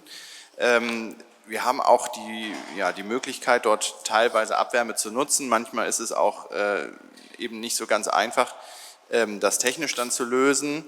Es ist natürlich auch mit Investitionen verbunden, aber wir haben einen Fall, wo das geklappt hat, also wo wir tatsächlich in großem Stil, kann man so sagen, Abwärme nutzen. Das ist dann zwar nicht direkt ein Uni Hamburg Rechenzentrum, es ist das Deutsche Klimarechenzentrum, aber in unmittelbarer Nähe zur Uni Hamburg. Das ist jetzt in der Bundesstraße und vor circa 5 Jahren, das war im Grunde meine Vorgängerin, wenn man so will, auf meiner Position, hat dort ein gutes Projekt gestartet oder durchgeführt. Wir haben dort neben dem Deutschen Klimarechenzentrum die Chemie mit großen Laborlüftungsanlagen. Also das muss man sich halt so vorstellen, dass die 8-mal in der Stunde dort den Luftaustausch herstellen müssen in den Räumen. Das sind also sehr große Luftmengen, die da fahren. Und das muss Frischluft sein. Ne? Die ganzen Abzüge gehen nach außen weg und die Frischluft muss von außen rein in diese Räume. Und das kann ich natürlich im Winter nicht mit entsprechend niedrigen Temperaturen machen. Ich muss das alles aufwärmen. Und klassischerweise würde ich eigentlich die Abluft nehmen, die ich da irgendwie rausziehe, wird die Wärme da rausziehen und in die Zuluft übertragen. Dann hat man das dort auch probiert, also mit einer Wärmerückgewinnung. Wir haben aber das Thema, dass dort wirklich die Abluft korrosiv ist. Wärmetauscher zersetzen sich. Das dauert Monate, bis die nicht mehr funktionieren. Man hat verschiedene Materialien ausprobiert, es hat nicht funktioniert. Auch das Thema Druckverhältnisse war so ein bisschen da schwierig. Und nun hat man sich dann eben dazu entschieden, okay, wenn wir keine Wärmerückgewinnung machen können, dann wollen wir die Abwärme aus dem Deutschen Klimarechenzentrum nutzen. Hat also entsprechende Übertrager eingebaut in diese Zuluftansaugung, wo dann eben das warme Wasser aus dem Rechenzentrum durchfließt, um die Außenluft dann entsprechend zu erwärmen. Und nun haben wir diese Situation direkt neben dem Deutschen Klimarechenzentrum. Das wird jetzt eben schon sehr erfolgreich genutzt. Das sind ungefähr 4 Millionen Kilowattstunden pro Jahr, die dort entsprechend an Wärme verwendet werden aus dem Rechenzentrum. Und wir können das spiegeln auf die andere Seite der Bundesstraße.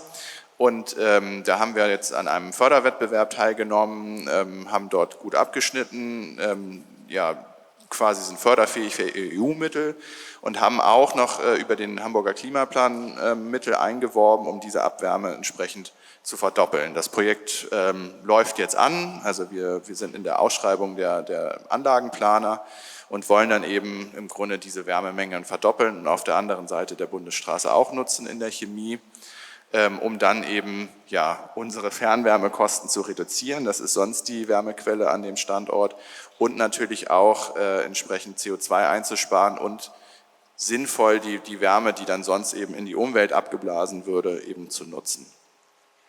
Und ja, das ist eben vielleicht auch ein Aspekt, der uns da mit reingespielt hat, dass das Thema auch gefördert wurde, ist eben, dass wir in Hamburg, ich weiß nicht die genauen Zahlen, aber doch ein hohes Potenzial haben noch an Abwärmenutzung aus den Rechenzentren und dass wir da eben in diesem Fall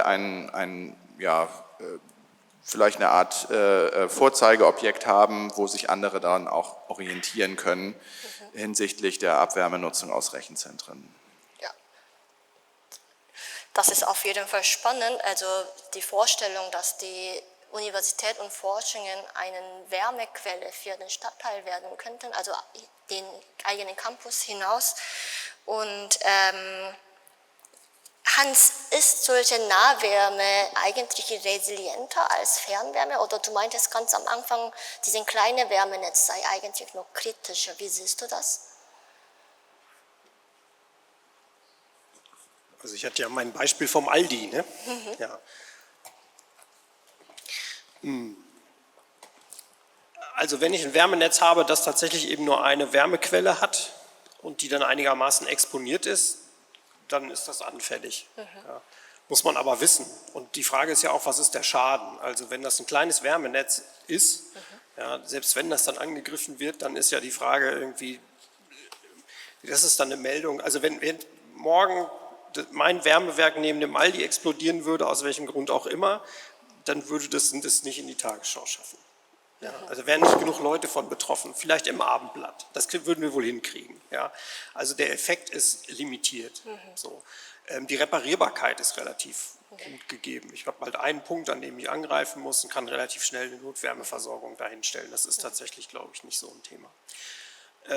Wenn man noch kleiner denkt, also dann ist es tatsächlich, also wir reden ja auch gerade bei den kleinen Nahwärmelösungen irgendwie dann davon, dass wir unter Umständen eben auch so eine Mischung haben aus Wärmenetz und dezentral. Also zum Beispiel, ich wohne in so einem Reihenhaus, in so einem Mittelreihenhaus und man könnte jetzt auch sagen, wenn man das mit einer Wärmepumpe versorgt, dann macht das wenig Sinn, dass diese Leute sich jetzt alle eine einzelne Wärmepumpe besorgen, macht man lieber eine Wärmepumpe für das ganze Reihenhaus. Das ist eigentlich auch schon wieder ein Wärmenetz. Aber das ist dann so klein, dass das noch viel weniger angreifbar ist. Ne? Also irgendwann wird die Granularität so klein, dass das auch wieder safe ist. Insofern ist das schwierig zu beantworten. Also hat halt beides so seine Vor- und Nachteile. Kleine Netze sind keine guten Ziele, weil einfach tatsächlich da zu wenig mit erreicht wird. Okay, vielen Dank. Aus zeitlichen Gründen gehen wir jetzt Fragenrunde in die Publikum und einen Hinweis: Heutiger Dialogabend wird als Video aufgenommen und es werden auch später Möglichkeit geben, nochmal zu schauen. Das heißt, wenn hier Fragen gestellt werden, auch die Stimme wird aufgenommen. Und bei Fragen gerne Hand heben und hier Alina wird uns helfen, den Fragen, das Mikrofon zu euch zu bringen. Danke, Hans. Genau. Ich würde dort. Nee, für den Aufnahme brauchen wir. Ja. Also danke für diese interessante, wie sagt man, kontroverse Diskussion. Ich finde den Fokus auf, wie können wir Hamburger Energiewerke dazu bringen, den Fernwärmepreis nicht so zu erhöhen, etwas fehlgeleitet. Der Status quo kann nicht aufrechterhalten werden. Es muss investiert werden. Diese Investitionen müssen bezahlt werden. Die Hamburger Fernwärmegesellschaft ist eine städtische Tochter, sie ist in kommunalem Besitz, sie ist privatrechtlich organisiert. Jetzt kann man darüber spekulieren, sind es jetzt die Monopolisten, die Monopolgewinne abschöpfen oder nicht. Sicher gibt es schwarze Schafe in der Branche und sie ist weniger reguliert als andere Netzmonopolisten. Ne? Das Energierecht ist da einfach noch nicht so weit. Aber ich finde diesen Fokus fehlgeleitet, denn es braucht Geld, es braucht diese Investitionen. Und die müsste jemand bezahlen. Und am Preis zu doktern, ist volkswirtschaftlich nicht effizient. Die Werke müssen ihre Investitionen tätigen und müssen das auch refinanzieren. Dass einkommensschwächere Haushalte geschützt werden müssen, ist klar. Aber warum macht man das nicht übers Wohngeld? Ich meine, sogar Eigenheimbewohner können Wohngeld bekommen, wenn ihre Kosten zu hoch werden und ihre Einkommen zu sehr sinken. Also da muss man an anderer Stelle helfen, finde ich. Natürlich Sozialtransfers, aber nicht am Preis rumdoktern. Das finde ich eine falsche Lösung. Simon, kannst du vielleicht dazu antworten? Ist Ihre Meinung direkt dazu? Ja. Eine Diskussion. Ja, wir haben hier eine Publikumsdiskussion. Es hieß ja auch Future Dialogues, von daher. Also was ich mich frage, wir haben zu wenig Wärmepumpen, die gebaut werden, haben wir gerade gehört. Trotz der bestehenden Förderung, was ich so von Menschen gehört habe, ja so um die 50% kriegt beinahe jeder. Ne? Da kann man sich ja mal fragen, warum kriegt der Eigenheimbesitzer, der sich eine Solaranlage für 20.000 € leistet und eine Wärmepumpe für 30.000 € leistet, dann irgendwie von den 30.000 Investitionskosten 15.000 subventioniert. Ich weiß nicht, ob es da Zahlen zu gibt, das finde ich mal spannend. Aber das Wärmenetz muss von den zwangsangeschlossen, aber letzten Endes, wenn ich als Mieter in einem Mehrfamilienhaus bin, dem Vielmieter zu bewegen, das zu verändern, wenn er am Fernwärmenetz hängt, ist, glaube ich, illusorisch. Also insofern ist es ja ein Abhängigkeitsverhältnis. Warum kann das nicht auch subventioniert werden durch den Staat, so wie ja auch die Wärmepumpen, also die Wärmewende dezentral ja auch subventioniert wird? Würde ich mal so dagegen stellen. Muss es wirklich so sein, dass diejenigen, die es abnehmen, das 100% finanzieren? Und muss es auch so sein, das ist auch so eine Frage bei der Saga, die so politisch gern dargestellt wird als das soziale Wohnungsbauunternehmen. Die führen Millionenbeträge an die Stadt Hamburg Jahr für Jahr ab und finanzieren das über einen verhältnismäßig hohen Mietpreis, der wiederum die Gesamtmietkosten in der Stadt steigt. Also da kann Simon sicherlich was zu sagen. Also das frage ich mich. Ich bin Bewohner in einer Wohngenossenschaft und habe mich vor 2-3 Jahren auch gefragt, wie soll denn das passieren mit diesem alten Haus, 70er Jahre Bau, schlecht isoliert und so weiter und so fort. Und als ich den Wärmeplan gesehen habe, in der Becassinen-Au ist alles am Fernwärme angeschlossen, die HBH-Bauten. Die Straße, die da runtergeht, ist nicht vorgesehen für die Fernwärme, weil auf der anderen Seite halt Einfamilienhäuser sind. Da dachte ich, Mist. Bis das hier mal umgestellt wird, das dauert ja noch Jahre und dann kam die Überraschung, das Haus, die haben jetzt richtig investiert letztes Jahr und es wurde komplett energetisch saniert, dreifach verglaste Fenster, Außendämmung, Kellerdämmung, Dachdämmung, Solar obendrauf, 2 Wärmepumpen und heute freue ich mich, dass wir nicht ans Fernwärmenetz angeschlossen werden, weil meine Heizkosten werden perspektivisch um mindestens 50% sinken. Diejenigen, die eine Ecke weiter wohnen, die müssen diese 30% Mehrkosten tragen.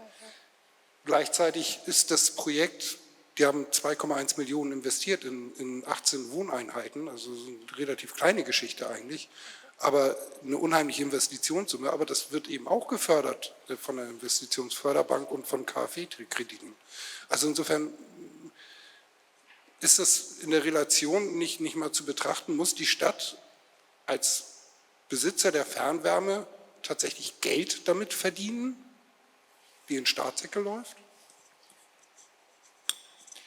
Ja, ich antworte mal kurz an die beiden, aber ich gebe dann auch sehr gerne an die Kollegin aus der Politik vielleicht weiter.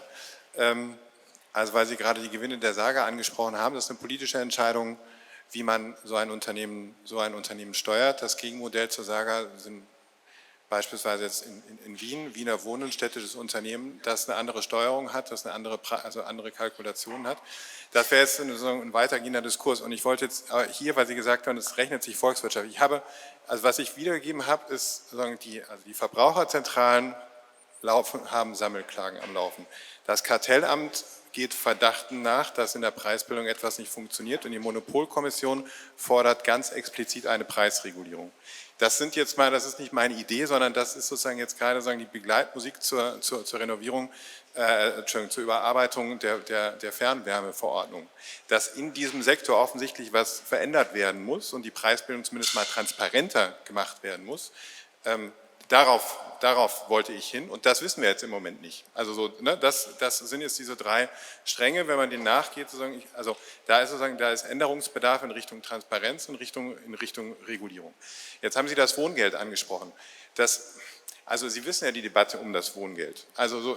Oder weiß ich nicht, aber auf jeden Fall zu glauben, dass wir ein höheres Wohngeld, dass das dann nutzt, wenn wir keine transparente Preisbildung haben. Also das geht für mich nicht zusammen. Da wäre ich jetzt auch nicht unbedingt für Subventionen, sondern denke, der Weg in Richtung eben Transparenz und Regulierung wäre der beste. Und andere Länder gehen ja mit so einem Price Cap, die sagen, orientiere den Preis an den anderen. Ich meine, was ist daran, das kann man ja machen. So, das machen wir aber noch nicht. Also ich glaube, wenn man damit, jetzt bin ich nicht der Ökonom, aber was ich lese, scheint mir, also da ist einiges zu holen über diesen Weg, wo man dann gar keine Subventionen bräuchte.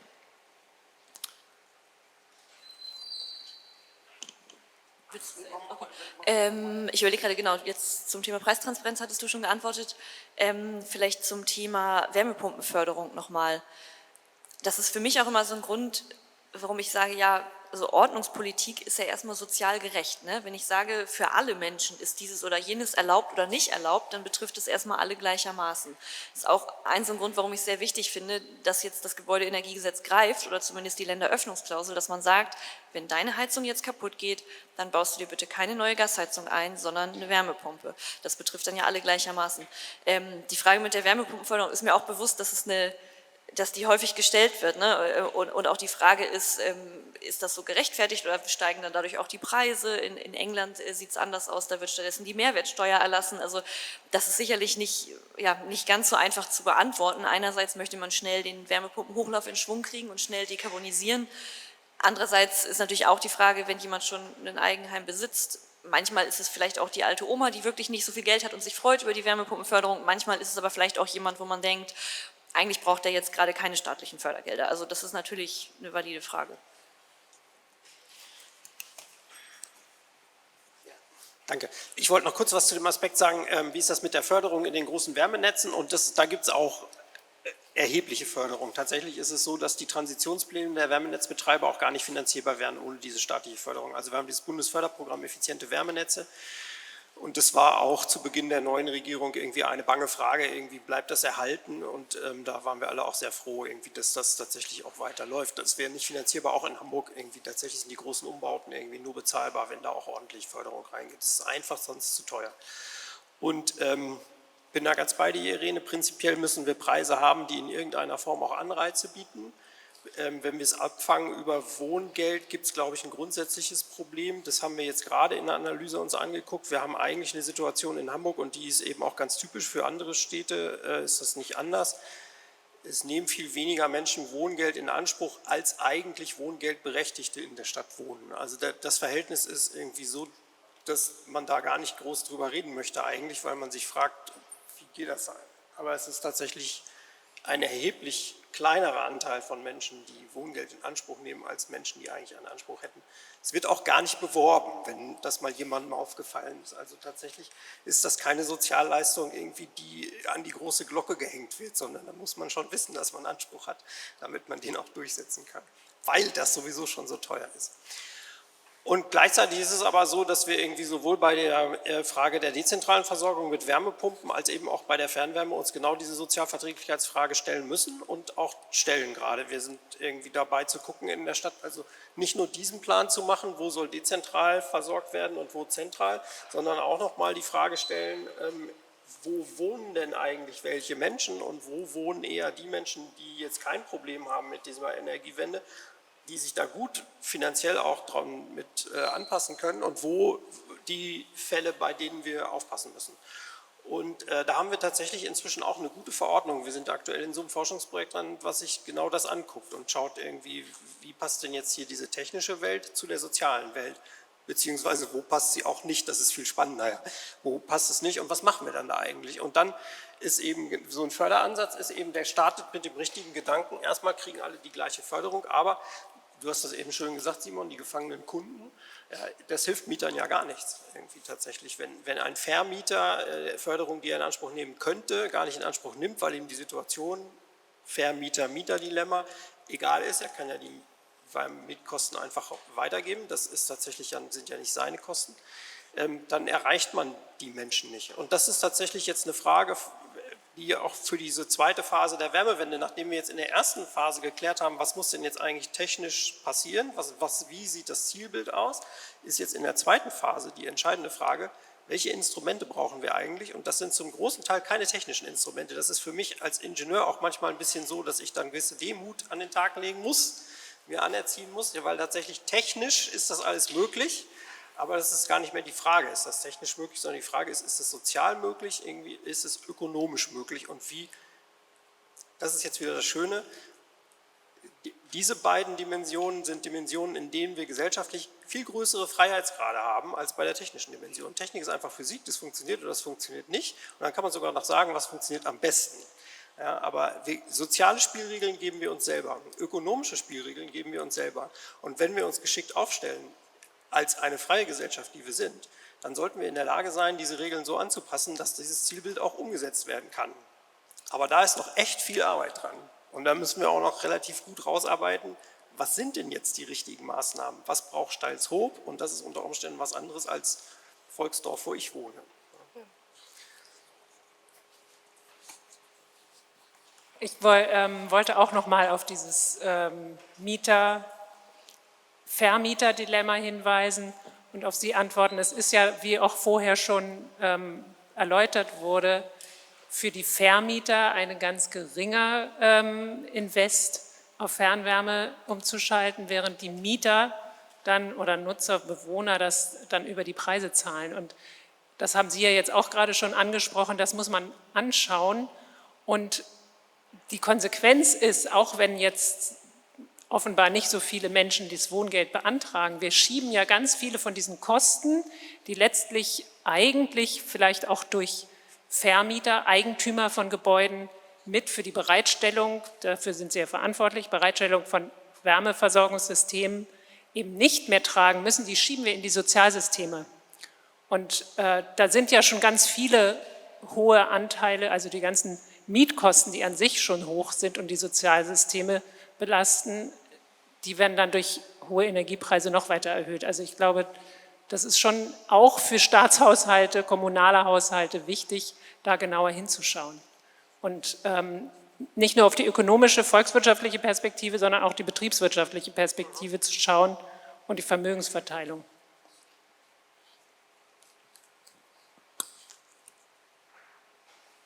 Ich glaube, wir gehen oder möchte jemand da drauf noch? Ich nutze die Zeit, bis Irene das Mikrofon hat, um ganz kurz zu sagen, genau, und da greift auch nochmal tatsächlich auch wieder das Problem mit dem gefangenen Kunden. Also selbst wenn man jetzt hergehen würde und sagen würde, man macht sowas wie einen sozialen Fernwärmepreis, dann geht das gar nicht, weil dann wir eine Situation haben, dass der Vertragskunde ja der Vermieter ist und nicht der Mieter. Und der Vermieter hat gar kein Recht auf so einen sozialen Wärmepreis. Wir können so einen sozialen Wärmepreis gerade aktuell gar nicht formulieren, weil da nochmal so eine Barriere dazwischen ist. Da sind wir ja, also das kann man ja auch sagen. Ja. Darüber kann man ja nachdenken. Kannst du? Also ich glaube, wir sind uns alle einig und Instrumente sind halt tricky. Und natürlich wäre es gut, das über das Mietrecht zu regeln. Ne? Also zu sagen, manche Kosten darf der Vermieter einfach nicht umlegen auf die Mieter, denn er hat mit seinem Gebäudeeigentum eine Verantwortung, ne? Und kann da nicht einfach alles ausschöpfen, alles auf die Miete drängen. Das ist eine Frage des Mietrechts, also ich bin voll bei Ihnen, aber Instrumente sind halt tricky. Natürlich braucht es Transparenz bei der Preisgestaltung, ja, aber Anreizregulierung, ne, was ist der Preis vom anderen, was ist der beste Preis im Markt, ist auch nicht immer das Gelbe vom Ei. Die Stromnetzanreizregulierung, die örtlichen Verhältnisse sind so unterschiedlich. Wie soll Hamburg sich vergleichen mit einer Flächenkommune in Bayern, die ganz viel Biogas hat, weil da alle Leute Mais anbauen, ne?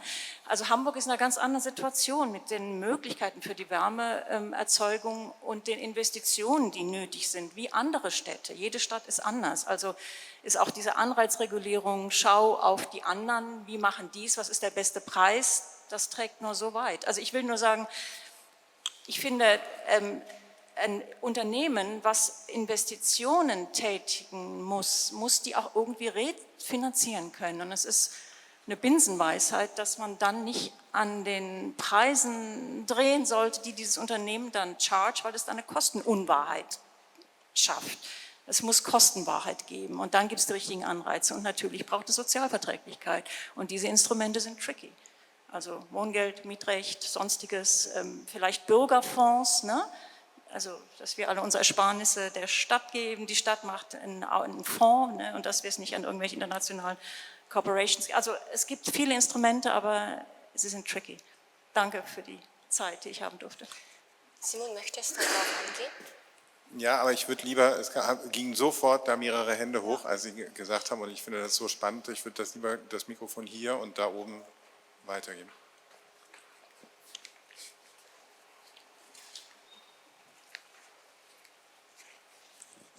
Ich muss jetzt gerade mal diese Bühne nutzen, um mich darüber zu beschweren, dass immer in der Öffentlichkeit auf den Vermietern so unglaublich rumgehackt wird. Also ich finde das unglaublich nervig. Ich glaube, das ist total ungerecht. Also zum einen ist die Förderung für Vermieter niedriger, dann muss man sich nicht wundern, wenn bei den Mietern höhere Preise landen. Das mal bei den Wärmepumpen ist es einfach so. Das nächste ist, es ist total undifferenziert. Also wir sind als Gebäudeeigentümer, als Wohneigentümergemeinschaft seit Jahren bemühen wir uns um eine erneuerbare Wärmeversorgung, bekommen sie nicht. Also es ist nicht so, dass wir faul sind und uns nicht darum kümmern, sondern wir sind seit Jahren an dem Thema dran und es ist einfach schwierig. Und es ist auch so, dass wir ungefähr 2/3 der Wohnungen sind bei uns vermietet. Und es ist nicht so, dass die vermietet sind, weil die Leute das von vornherein, das gibt es auch, als Anlageobjekt gekauft haben, sondern weil sich deren Lebensverhältnisse verändert haben. Weil zum Beispiel ein Mitbewohner von mir gestorben ist und die Wohnung an seine Eltern vererbt hat. Oder weil eine Frau einen neuen Partner hat und weggezogen ist und dann vermietet und so weiter. Also die Leute sind nicht nur, weil sie Vermieter sind, plötzlich Arschlöcher.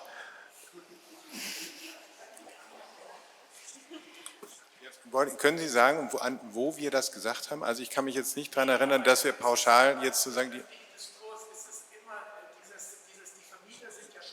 Haben die Wahlfreiheit. Als Vermieter haben wir ganz oft auch nicht die Wahlfreiheit. Also das ist auch von vielen Bedingungen abhängig, ob man es tatsächlich schafft, eine erneuerbare Wärmeversorgung hinzubekommen und dann auch noch die Preiswürdigkeit. Das ist einfach...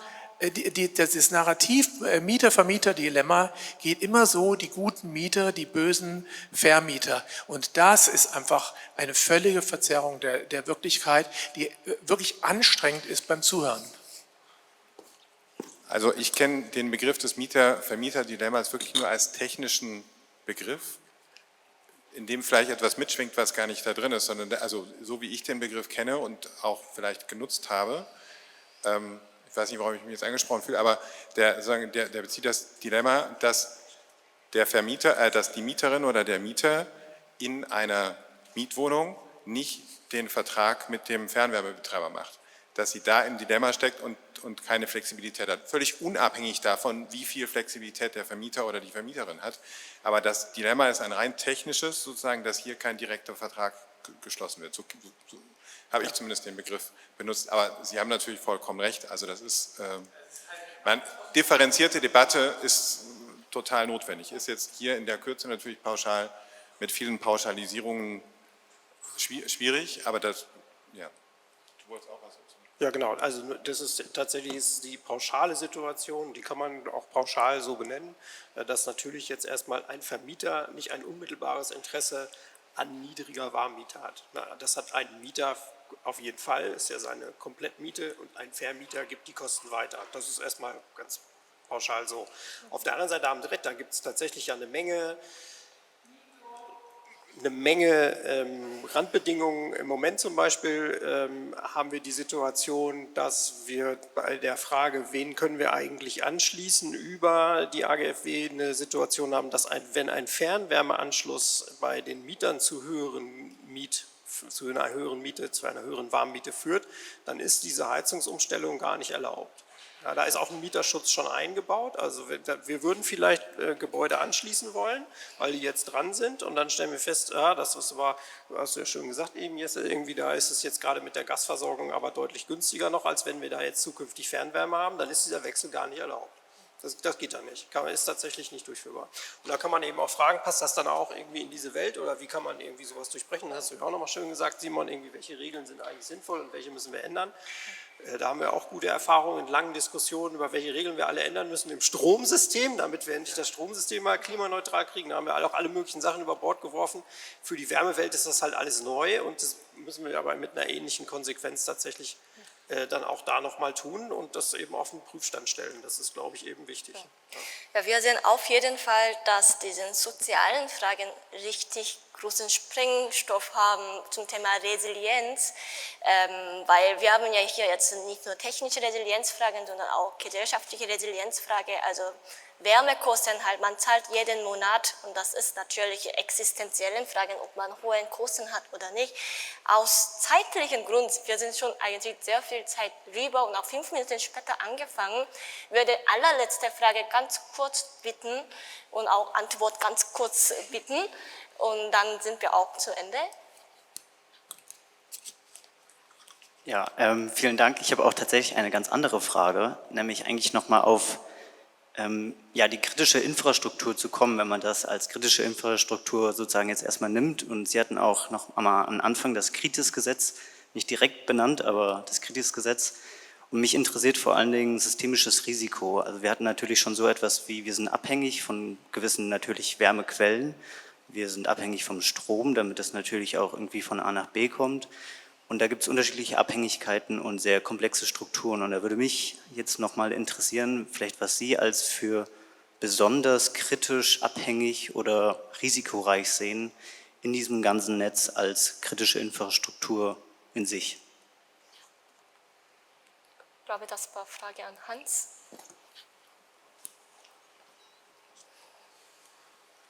Also die Frage ist ja tatsächlich eine, vor welchem Hintergrund betrachten wir jetzt die Verwundbarkeit? Und in einer Situation, wie wir das eben im Film gesehen haben, wie mit der Ukraine, dann ist es eindeutig so, dass man sagen kann, die großen Erzeugungsanlagen sind die verwundbaren Stellen, weil sie einfach gut lokalisierbar sind und damit sie bieten eine große Zielfläche, sind schwer schützbar und damit relativ leicht irgendwie zu erreichen.